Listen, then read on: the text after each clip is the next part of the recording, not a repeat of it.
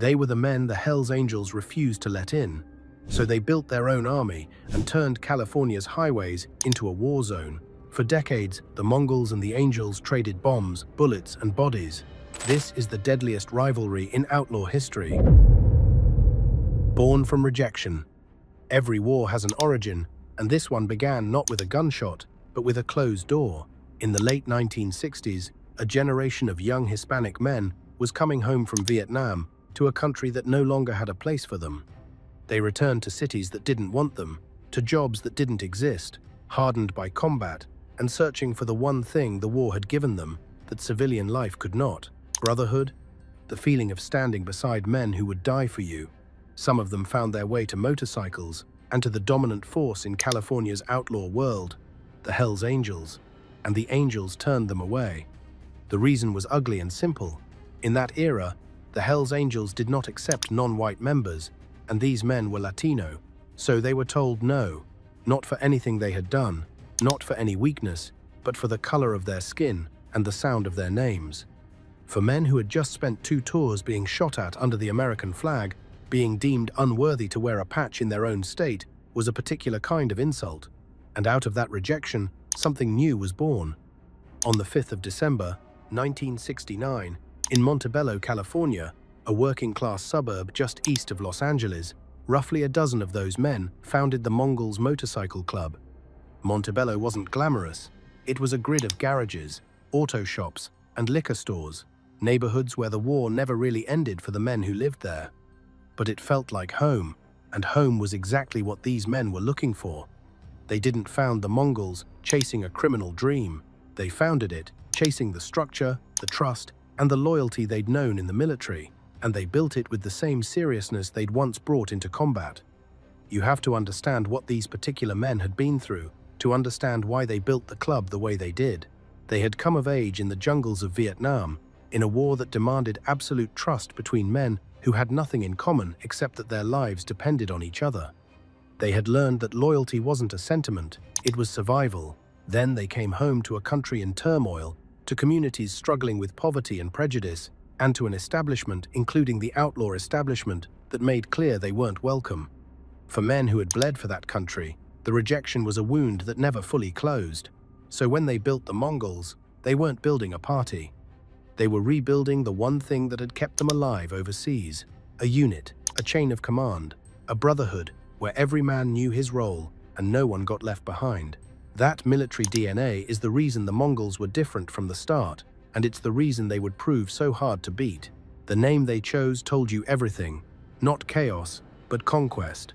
The Mongols, the horsemen who had swept out of the east under Genghis Khan and conquered half the known world, not through numbers, but through discipline and absolute fearlessness.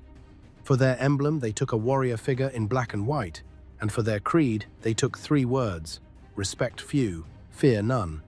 Those first riders were rough, disciplined, and fiercely loyal, and they weren't trying to impress anyone. They were building a foundation that would stand on its own terms.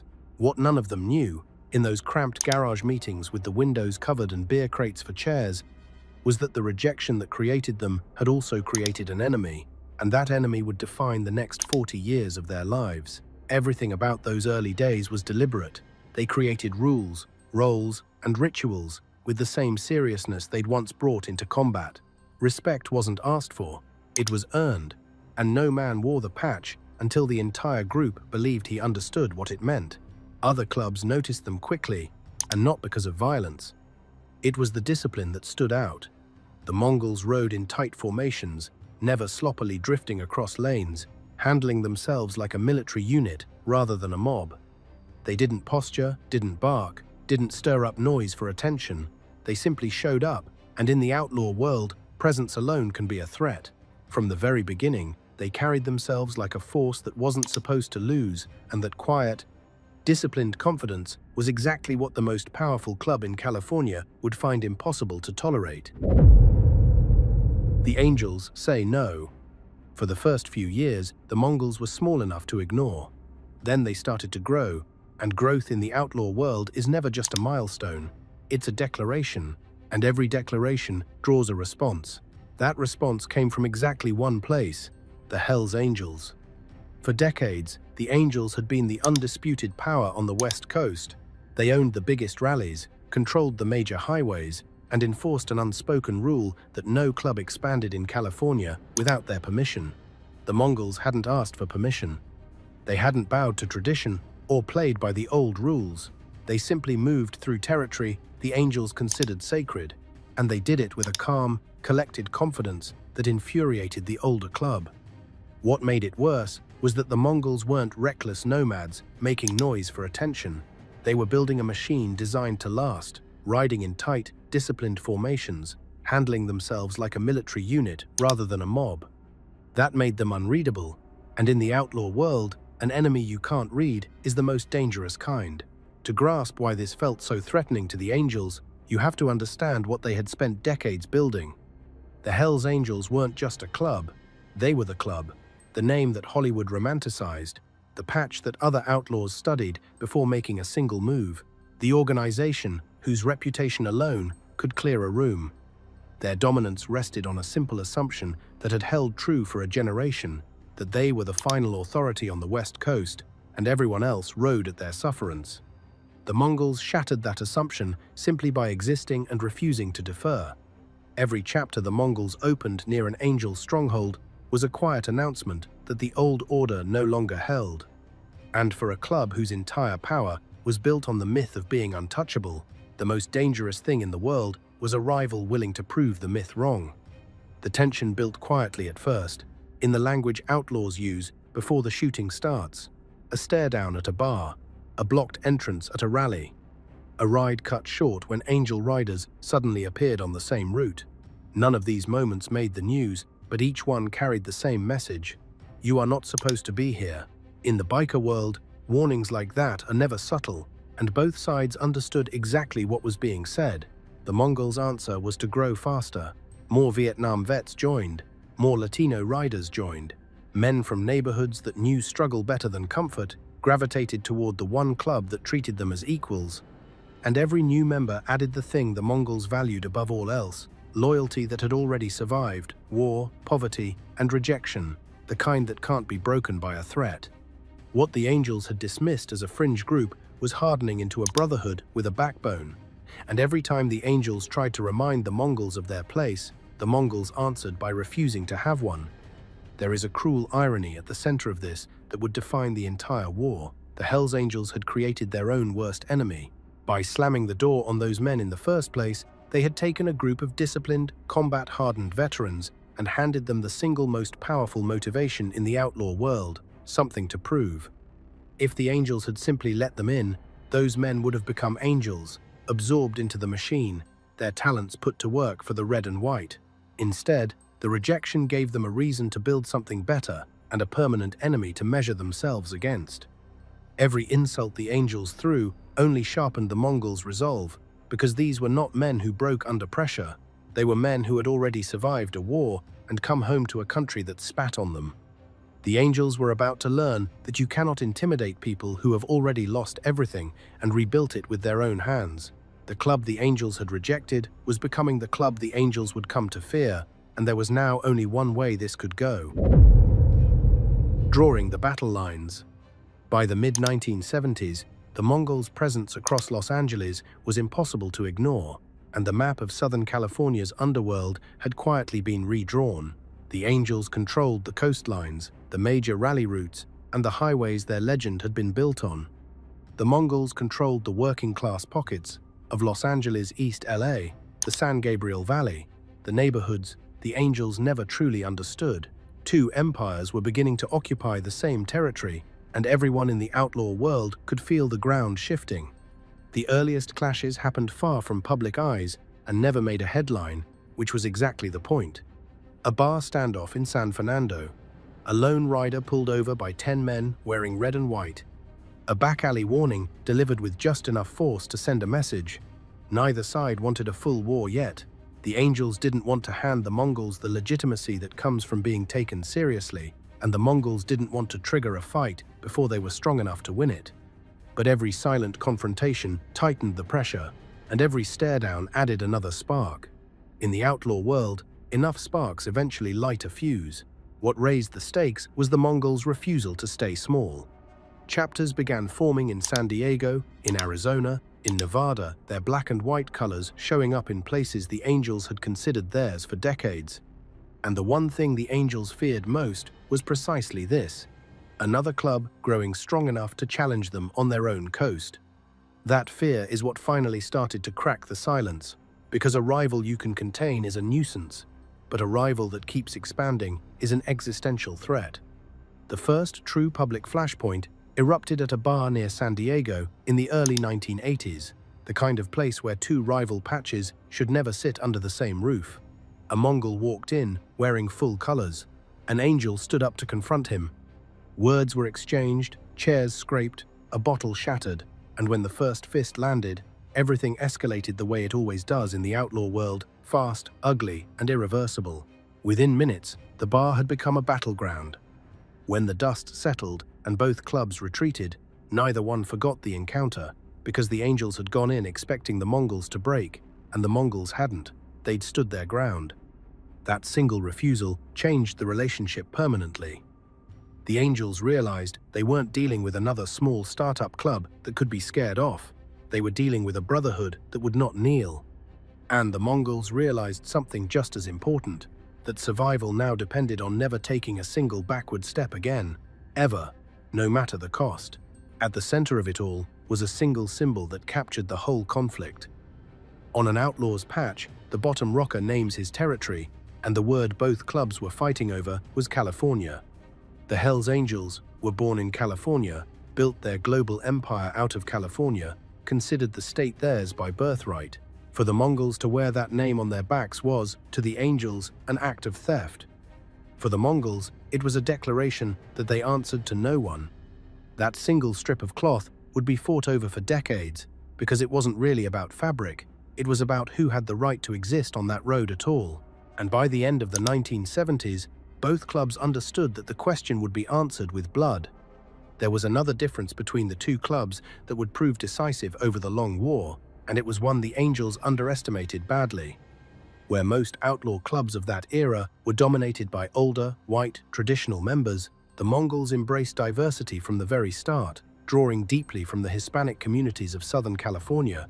To the Mongols, this wasn't a political statement, it was a tactical one. A club rooted in tight-knit neighborhoods, bound by shared culture and language, and a code of silence that outsiders couldn't penetrate, was a club that was almost impossible to infiltrate and even harder to predict. Their recruitment ran through communities where loyalty wasn't a slogan but a matter of survival, where men had grown up understanding brotherhood before they ever heard of a patch. That cultural foundation became their armor. It made their chapters more resilient, their secrets harder to steal, and their ranks nearly impossible for a rival, or, eventually, for the police to crack from the outside. The Angels had rejected these men for exactly the trait that would make them so dangerous. The war ignites. The first real war between the Mongols and the Hells Angels didn't explode in a single moment. It built itself piece by piece until every ride, every meeting, and every quiet bar in Southern California felt like the pause before a fight. The outlaw world keeps no official records, but anyone who lived through the early 1980s could tell you the same thing. This was when the roads turned hostile. The break came on the highways, where dominance is measured in lanes. A pack of Mongols would be heading north when a group of Angels pulled up alongside them. No words, no warnings, just engines roaring at their flanks.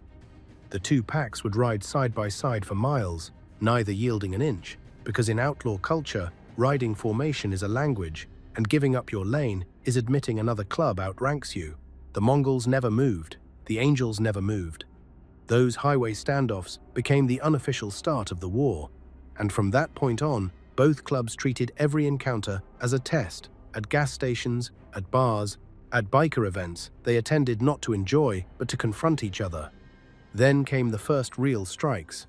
Outside a bar northeast of Los Angeles, in territory both clubs claimed, a group of Angels surrounded two Mongols and demanded they remove their cuts or leave. To most people, that would be a humiliation. To a Mongol, being told to take off his colors is an act of war. They refused, and the fight was instant, bottles shattering, chairs breaking, the confrontation spilling into the street before the two sides scattered ahead of the police. No one died that night, but the silence between the clubs was over. From there, it escalated like a chain reaction. A Mongol clubhouse vandalized, an Angel-owned bar reporting Mongols shadowing its riders, bikes keyed, tires slashed, fences cut. To outsiders, these were petty crimes. Inside the outlaw world, they were earthquakes, because everyone understood they weren't random. They were messages. What set the Mongols apart in all of this was their mindset, and it made the conflict deeper than any dispute over territory. Many of their members were veterans and former soldiers, men who had already survived far worse than a bar brawl, and their mentality was built around endurance rather than intimidation. They weren't trying to prove they were tougher than the Angels, they were proving they would never follow them. That distinction turned the war into something cultural and ideological, a fight not over drug corners, but over the right of a rejected people to stand as equals in a world that had told them they didn't belong. Every Mongol understood exactly what the war was for, and that kind of purpose can't be beaten out of men in a parking lot. It can only be outlasted, and outlasting was the one thing the Mongols did better than anyone. And the Mongols answered every message. They tightened their chapters, trained their prospects harder, and formalized their hierarchy, so that when a Mongol rode in public, he never rode alone. Their formation became a signature tight, fast, disciplined, and intimidating, a rolling statement that if you hit one Mongol, you were hitting all of them. That unity enraged the Angels because it meant the younger club wasn't just surviving the conflict, it was getting stronger through it. Law enforcement saw the storm forming long before the public did. Police reports from the early 1980s began documenting rising tensions, territorial friction, and the unmistakable signs of an organized conflict brewing between two major clubs. Officers reported spotting Angel and Mongol riders shadowing each other on the highways like chess pieces, each waiting for the other to make a move. Detectives heard the same three words from sources on both sides: something's coming. And the Mongols didn't blink. They were no longer a small club. They were hundreds strong, with chapters in multiple states, filled with veterans, fighters, and strategists who would follow their brothers into any fire. But what truly made them dangerous wasn't their size, it was their unity, forged from men who had already survived war, discrimination, and rejection, men who couldn't be intimidated because they'd already faced the worst the world had to offer and outlasted it. By 1987, the war had crossed the point of no return. Firebombings, ambushes, and highway confrontations that no meeting, warning, or police involvement could stop. Too much pride had been challenged, too much territory contested. The Hells Angels had finally met a rival they could not intimidate, and the Mongols had become something forged entirely in conflict, hardened and ready for whatever came next. What neither side fully grasped in those years was that this had stopped being an ordinary biker rivalry and become one of the longest and bloodiest conflicts in outlaw history, a war that would stretch across states, spill into decades, and reshape the balance of power on the entire West Coast. Blood for blood. To understand how deep this war ran, you have to understand that for the Mongols, killing a Hells Angel was not just permitted, it was an honor you could wear on your skin. Somewhere in the long, bloody years of the feud, the club developed a tradition that tells you everything about the hatred between them. A Mongol who killed an Angel earned the right to mark his body with a special patch, a permanent badge commemorating that he had spilled the enemy's blood. Murder, in this war, wasn't something you hid, it was something you advertised in ink. That single custom is the key to why this rivalry became the deadliest in outlaw history. In most of the world, taking a life is the thing a man carries as a secret for the rest of his days. In the war between the Mongols and the Angels, it was a rite of passage, a status symbol, a story other members could read at a glance. Both clubs institutionalized their hatred, turned it into ritual, and passed it down. And that meant the violence was never going to burn itself out, because every act of it was rewarded, and every reward demanded another. This is what separates a feud from a war, and it's why the Mongols-Angels conflict belongs in a category almost by itself. A feud is emotional, it can flare and fade, but when an organization builds the killing of its enemies into its formal system of honor, when it creates an official reward for spilling a rival's blood, it has transformed hatred from a feeling into a structure. It becomes self-perpetuating. A young prospect learns, before he's even earned his full colors, that the surest path to respect runs straight through the enemy. Vengeance stops being a choice and becomes a career ladder. Prosecutors would later point to exactly this at trial, describing how the club awarded a special patch to members who killed, holding it up as proof that violence wasn't an unfortunate byproduct of the Mongols' existence, but a celebrated part of it. Whether you see that as monstrous or simply as the brutal logic of two armies at war, the effect was the same, a conflict engineered, on both sides, to never stop. What made the war even harder to end was that it stopped being about territory somewhere along the way and became something far more personal. For the Angels, the Mongols were a humiliation, a club of the men they'd rejected, now strong enough to force the most feared outlaws in the world to share the map. For the Mongols, the Angels were the embodiment of every door that had ever been closed in their faces. This wasn't a business dispute over drug corners, though there was money in it. It was cultural, ideological, and generational. Every Mongol understood that the club was fighting for its right to exist on its own terms. Every Angel understood that, for the first time, they were fighting a club they could not scare into submission. And the Mongols eventually won the thing they had bled for. Somewhere in the exhausted aftermath of the worst years, an uneasy truce took shape, and its terms contained the club's greatest victory. The Mongols kept the right to wear the California rocker. They were barred from expanding into Northern California, which stayed Angel ground, but they got to keep the name of the state itself on their backs. To the outside world, that might sound like a small thing. It was not. A club the Angels had turned away at the door had forced them to the table and walked away, still wearing California. It was a triumph carried in cloth, and it announced that the Mongols were no longer a reaction to the Hells Angels. They were a power of their own. But that same rise and that same reputation for violence were beginning to attract a different kind of enemy, one far more patient than the Angels. In the late 1990s, the Federal Bureau of Alcohol, Tobacco, Firearms, and Explosives launched an operation that would become legend in law enforcement circles. An agent named William Queen managed to infiltrate the Mongols and rise all the way to a full-patch member, living a double life so complete and so dangerous that he later wrote a book about it. His work led to dozens of arrests and pulled back the curtain on the club's inner workings for the first time. It was a warning shot the Mongols survived, but it taught the federal government something crucial. The Mongols could be penetrated if an agent was willing to risk everything and stay under long enough.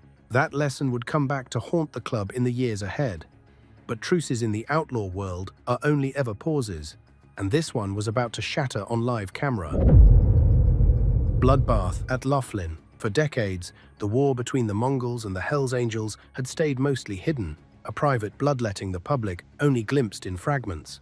That changed in a single violent minute on the floor of a Nevada casino, in front of security cameras that captured everything, and it changed how America saw the feud forever. It was the 27th of April, 2002, during the Laughlin River Run, one of the largest motorcycle rallies in the country, when tens of thousands of riders descend on the little gambling town of Laughlin, Nevada, on the Colorado River. Among them were Hells Angels and Mongols packed into the same casinos, carrying decades of hatred into a confined space full of tourists. Inside Harrah's Laughlin, it detonated. What began as a confrontation on the casino floor erupted into a full brawl, and then the brawl became something far worse. Men swinging fists, then knives, then firing guns, in a crowd of terrified civilians, all of it recorded by the casino's overhead cameras.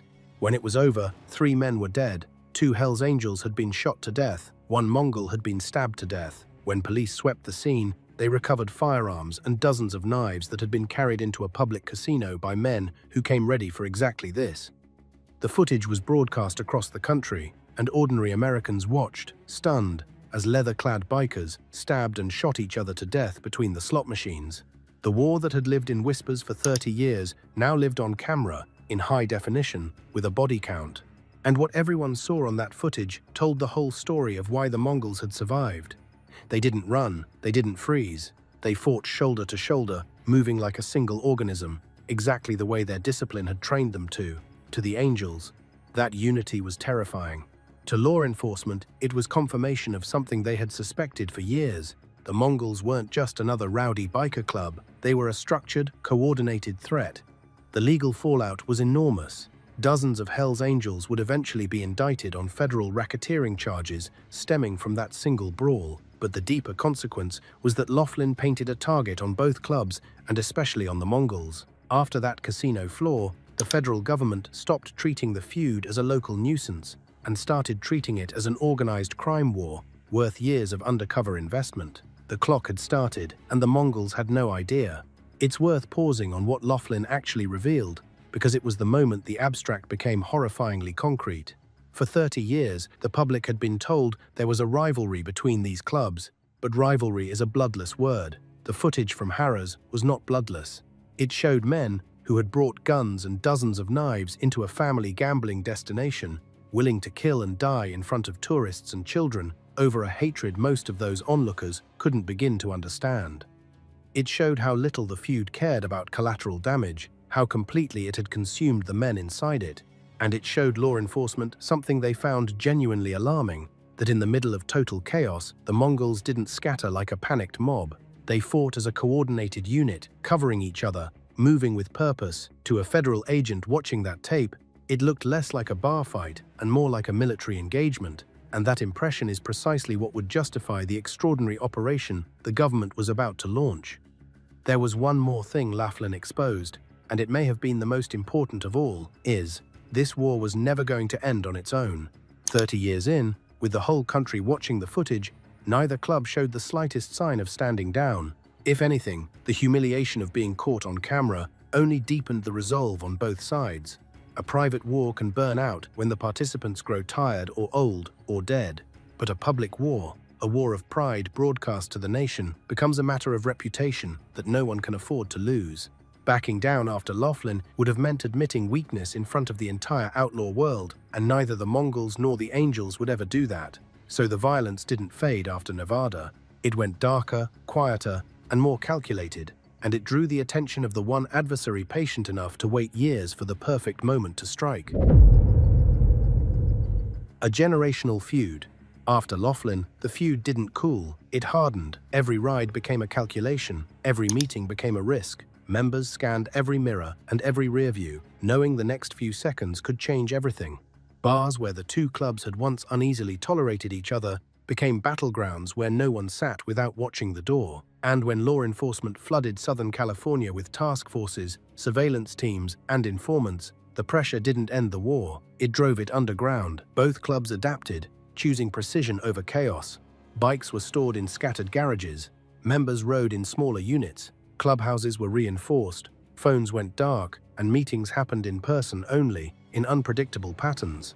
The Angels leaned on their legacy, decades of muscle, respect, and fear. The Mongols leaned on their discipline, tight ranks, strict chains of command, and an internal loyalty that no outsider could crack. The two systems crashed into each other again and again, and each collision sent ripples through the entire outlaw world. Ironically, the heavier the police pressure grew, the more professional the war became. Sloppy, drunken brawling gave way to calculated strikes and careful counter-surveillance, as both clubs realized that anyone acting carelessly would end up either dead or in a cell. The violence didn't stop, it simply went quiet and cold, moving into the spaces where the cameras and the informants couldn't follow. And that adaptation, more than anything, is what finally convinced the federal government that ordinary policing would never be enough. You couldn't stop this war with patrol cars and arrests, because the men fighting it had learned to see you coming. If the feds wanted to end it, they would have to do something far more radical. They would have to get inside. By the early 2000s, the feud was no longer merely regional. It had become generational. Men who patched in after 2000 were inheriting a war. Their predecessors had started in the 1970s. No one alive in either club could remember a time before the rivalry, and that made it more dangerous than ever, because it had stopped being a dispute anyone could resolve and become simply a fact of life, a hatred passed down like a family name. The Mongols used their structure to strike where they weren't expected. The Angels used their numbers to hit hard wherever pride demanded it. That generational quality is what made the feud so uniquely hard to kill. A war fought over a specific grievance can end when that grievance is settled. But by the 21st century, no living Mongol and no living Angel had personally caused the original rupture, and no living member could personally end it because the hatred no longer belonged to any individual. It belonged to the colors. A young man patching into either club in 2005 inherited a list of enemies he'd never met and grievances he'd never witnessed, and he was expected to carry them as if they were his own, because in the outlaw world, they were. The war had become a kind of inheritance, handed down through initiation, kept alive by ritual and memory, and the special patches that celebrated old kills. And a war that survives its own founders is a war that only an outside force can bring to an end. And the killing reached the very top. In 2008, the war produced one of its most shocking casualties when a Mongol was tied to the murder of the president of the Hells Angels, San Francisco chapter, gunned down outside a bar, proof that the feud the founders had started was still claiming its most senior figures into the 21st century. Before we get to how the government finally moved against the club, one quick note: if you want more of these deep dives into the real outlaw world, the stories, the headlines, flatten into a single line, the subscribe button is how the next one reaches you. Now, back to the war.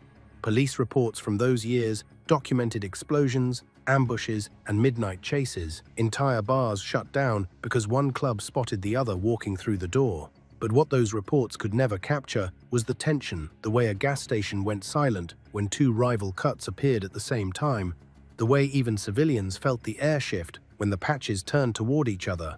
The Mongols had gone from outnumbered to undeniable. The Angels had gone from unchallenged to unignorable, and neither could back down without losing everything their colors stood for.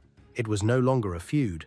It was a collision between two empires, and the federal government had decided to end it. The enemy within.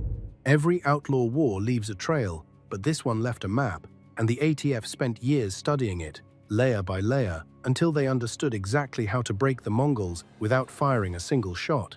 After Laughlin, the Bureau made a decision. They wouldn't wait for another casino floor to turn into a battleground. They would go inside the Mongols, deeper than anyone had ever gone into an outlaw motorcycle club. It was called Operation Black Rain, like anything the outlaw world had seen. This wasn't surveillance from a distance. Federal agents didn't just watch the Mongols, they became them. In a first-of-its-kind achievement, 4 male ATF agents infiltrated the club and earned their way to becoming full patch, fully initiated members, and to make the personas believable, 4 female agents went undercover alongside them, posing as their girlfriends. The agents built credibility the exact same way a real prospect does. Long hours, small errands, no complaints. They patched tires, carried tools, kept their mouths shut, and watched everything. The more invisible they became, the more trusted they were. Consider what that actually required of those agents, day after day, for years.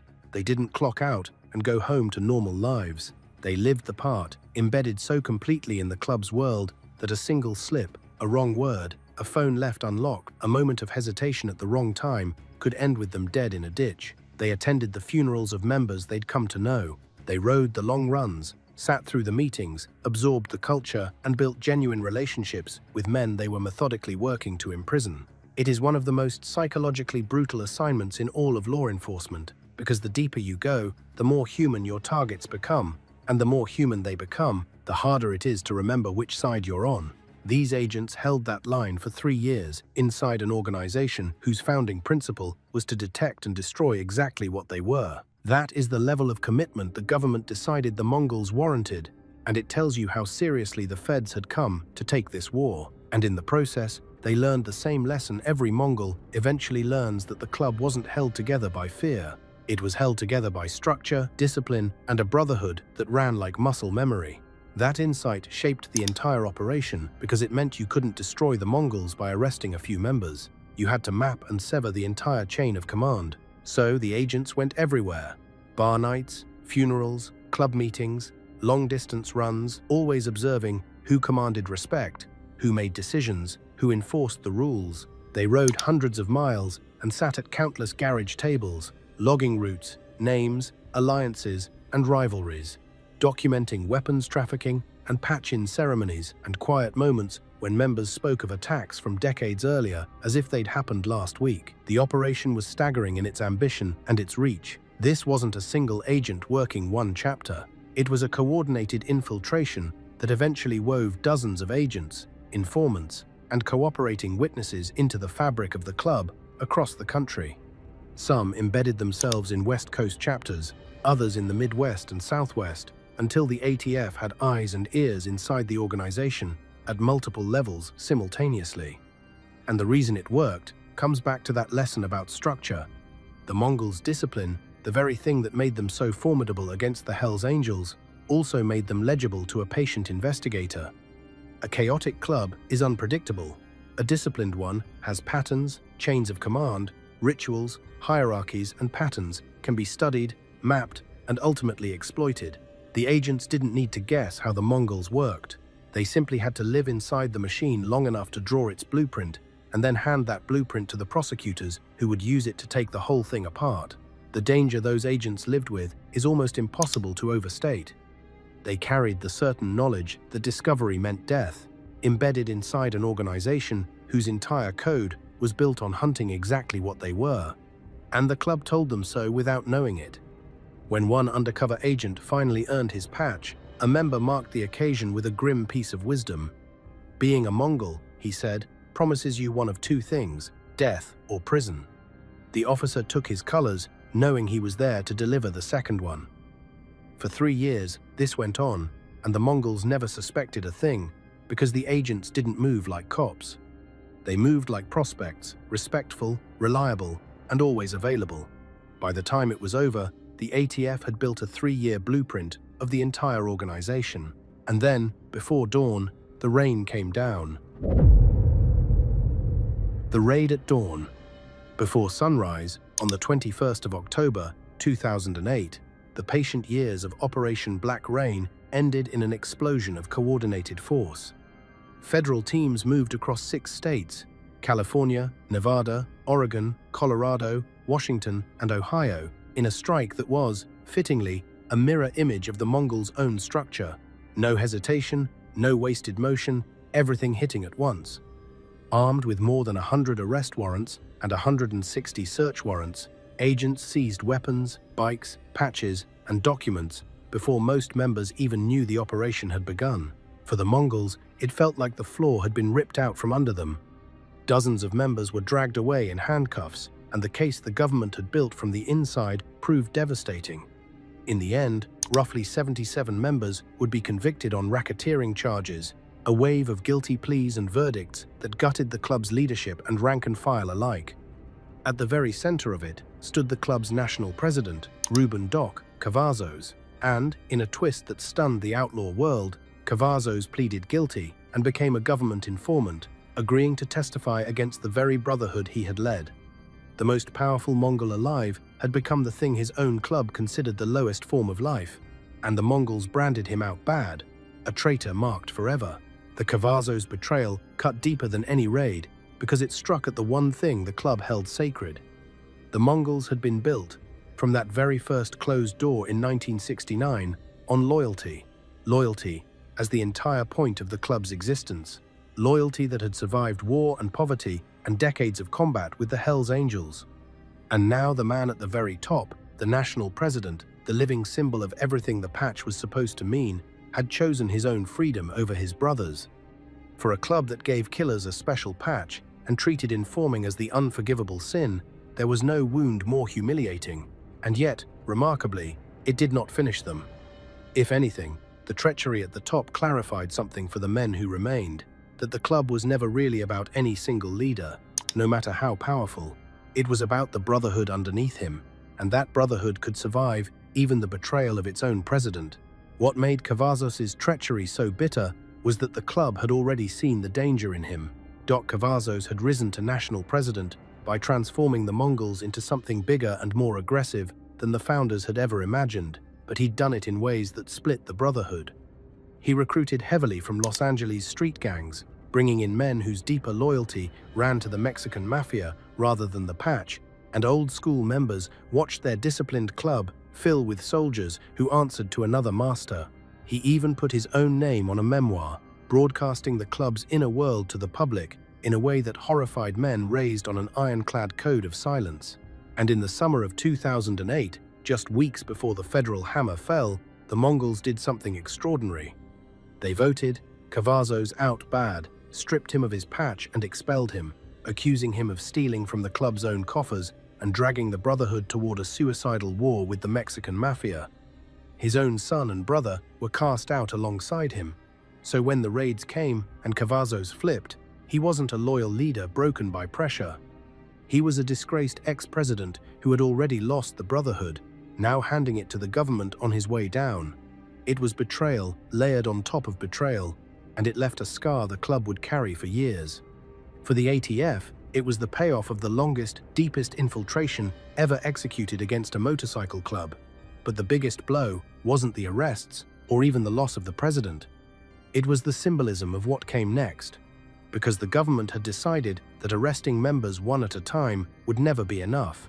To truly kill the Mongols, they believed, you had to kill the one thing that held them together: their identity, their colors, the patch on their backs. And here the Mongols did the one thing no one expected. They survived. Chapters reorganized. New leaders stepped in to fill the gaps. Members closed ranks and went silent, and the same disciplined structure that had made them strong before the infiltration now made them nearly impossible to destroy after it. Even stripped of their president, even surrounded by surveillance and federal pressure, they refused to collapse. Black Rain had been designed to shatter the club into pieces. Instead, it proved how deep the Mongols' roots really ran, because these were men born in exile, built by rejection, for whom survival wasn't a strategy, it was the entire point. Any other club would have crumbled. Their top officers were in chains, their secrets had been dragged into open court, and their own national president had turned against them. Years of undercover work had produced mountains of evidence, and raids had stripped their clubhouses bare. By every reasonable measure, this should have been the end of the Mongols Motorcycle Club, but the government had made a fundamental miscalculation about what it was fighting. It had treated the Mongols like an ordinary criminal enterprise, a business that could be bankrupted, a hierarchy that could be decapitated. It didn't understand that the Mongols weren't really a business at all. They were an identity, a response, a brotherhood forged by men who had already been rejected and raided and betrayed by the world once before, and had built something unbreakable out of the wreckage. You cannot arrest an idea, and the idea at the heart of the Mongols, that a group of cast-out men had the right to define themselves, only grew more defiant the harder the government pushed. But the government wasn't finished. The real fight for the soul of the Mongols was about to move into a courtroom. The fight for the patch. After Operation Black Rain, the Mongols should have vanished. Any other club would have. Their top officers were in chains, their structure was exposed, and their internal politics had been dragged into federal courtrooms for the world to see.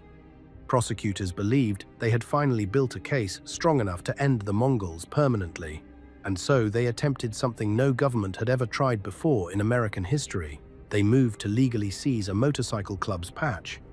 The argument was audacious. Prosecutors claimed that the Mongols' insignia, the black and white Genghis Khan figure, wasn't merely a symbol.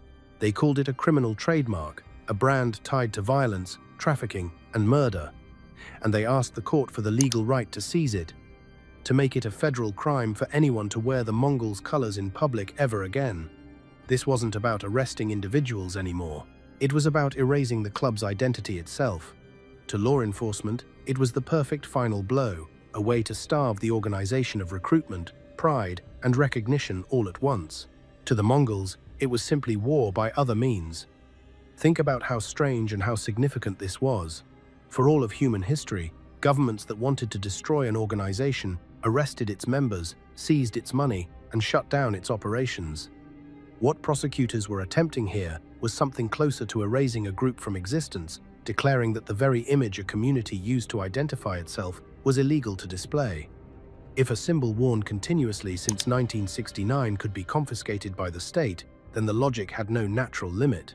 A flag, a religious emblem, a political badge, any symbol belonging to any group the government decided to prosecute could theoretically be next. The Mongols, of all people, had become the unlikely test case for one of the most basic questions in a free society: whether the state can outlaw an identity. The men who had been rejected for who they were in 1969 now stood at the center of a fight over whether the government could legally decide who they were allowed to be. And they fought it the way they had fought every other battle, with silence, discipline, and an absolute refusal to break. What followed was one of the strangest legal fights in American history. Prosecutors brought jackets, guns, and club paraphernalia into court as if they were weapons, calling the patch a tool of intimidation designed to threaten the public. The defense argued the opposite, that the patch was expression protected by the First Amendment, no different from a flag or a tattoo. and that you don't outlaw a symbol, you prosecute people. The patch wasn't the crime, they said. It was the identity. And the Mongols, true to form, sat through the hearings in suits instead of vests, silent and patient, treating the courtroom as just another battlefield with different weapons. In late 2018, a jury convicted the club as an entity of racketeering, and in early 2019, that same jury did something unprecedented. It agreed the government could seize the trademarked logo. For a moment, it looked like the feds had finally done it. The case drew attention far beyond the outlaw world because everyone understood the precedent at stake. If the government could confiscate the Mongols' patch, then no symbol belonging to any group it chose to prosecute was truly safe. In a detail that captured just how far the case reached, the defense called a surprising witness, Jesse Ventura, the former professional wrestler and governor of Minnesota, who had been a Mongol back in the 1970s. Ventura testified that during his time in the club, he had neither committed crimes nor been ordered to, and he framed the fight in stark terms that this was bigger than the Mongols, that it was about the government telling Americans what they could and could not wear. Legal experts and civil liberties advocates who had no love for the club nonetheless lined up to warn that letting the state seize a symbol would set a genuinely dangerous precedent for freedom of expression. For the first time, people who had never thought twice about a biker gang found themselves paying close attention because the principle on trial touched all of them. Then a judge stopped it cold. United States District Judge David O. Carter refused to enforce the forfeiture, ruling that stripping the Mongols of a symbol they had worn continuously since 1969 would violate the Constitution's protections against attacks on free speech and against excessive punishment. To seize the patch, he wrote, would set a dangerous precedent that let the government target the very symbols of any organization it chose to prosecute. The Mongols were fined, but they kept their colors, and when the government appealed, a federal appeals court upheld the decision in 2023. The patch stayed. The club that had been born from rejection, hardened by war, gutted by infiltration, and dragged through the courts, had beaten a federal attempt to erase its very identity. And in doing so, the Mongols proved the one truth their entire existence had been building toward. The language of Judge Carter's ruling mattered as much as the result. He called the attempt to seize a symbol that had been in continuous use since 1969 grossly disproportionate to the offense. And he warned in plain terms that handing the government that power would open a door no free society should ever want opened. This was not a judge with any sympathy for outlaw bikers. It was a judge who understood that the principle reached far beyond them, that if the state could brand one group's emblem contraband, it could eventually do the same to any symbol it found inconvenient, and the First Amendment would be left meaning nothing at all. The Mongols were still punished. The club was fined roughly $500,000 on the racketeering conviction, and individual members remained fully accountable for the crimes they had personally committed. But the colors survived intact. And when the government refused to accept the loss and carried the fight up to a federal appeals court, that court affirmed the decision in 2023, closing the door on the seizure for good. In the end, the most ambitious attempt in American history to legally erase a motorcycle club had produced the exact opposite of what its architects intended. It hadn't destroyed the Mongols' identity. It had enshrined it, turning a black and white outlaw patch into a protected piece of American expression, defended by the very Constitution the club's founders had once felt abandoned them completely. And that is the strange, circular truth at the heart of the whole story. It began with a door slammed shut, a group of men told they were not good enough to wear another club's patch, judged not for anything they had done, but for who they were. Everything that followed, every bomb and every bullet, every funeral and every raid, every long year spent in a courtroom, grew out of that single act of rejection. The Mongols were forged in the fire of being told no. And half a century later, the highest expression of the American legal system stood up and told them, yes, yes, this symbol is yours. Yes, it belongs to you. Yes, the country that once looked away now protects your right to wear it. There is no clean moral to a story like this. These were not innocent men. The Mongols spilled real blood, ruined real lives, and many of them paid for it with prison sentences that were fully earned. Nothing about the patch surviving erases the violence that ran through their history, but that is exactly what makes the ending so unlikely. The government did not lose because the Mongols were good.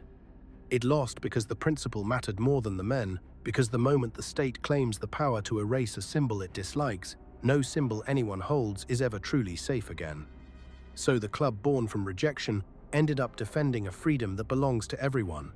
The Outlaws became, of all things, a line in the sand for the First Amendment. The men America turned away in 1969 forced the country to prove what its own promises were worth, and they won. That is the real truth behind the Mongols' darkest war. It was never only about the Hells Angels, or the patches, or the highways soaked in feud. Strip all of that away, and what remains is a single, stubborn idea, identity, and the refusal to let anyone else decide who you are allowed to be. If this story pulled you in, stick around, there are more like it coming, and the next one is just as dark.